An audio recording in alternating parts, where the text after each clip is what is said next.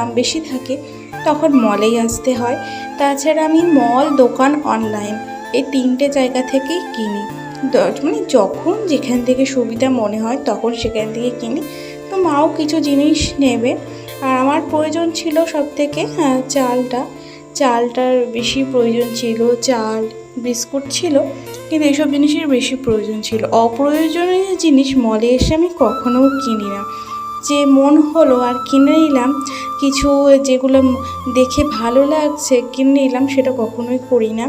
যেটুকু সামর্থ্য সেটুকুতেই কিন্তু চলার সবসময়তেই চেষ্টা করি। অনেকেই আছে মলে আসলে বাড়তি প্রচুর জিনিস কিনে নিয়ে যায়, যেগুলো কোনো প্রয়োজনই নেই, যেগুলো পেটে খেলেও এমন কিছু কি কোনো উপকারই দেয় না, সেই সব জিনিসপত্র কিনে নিয়ে ব্যাস চলে গেল বাড়িতে। সেই সবের দিকে আমি নেই। আমার সংসারে যেটুকু প্রয়োজনীয় জিনিস, যেটুকু আমার মনে হয় না নিলে নয়,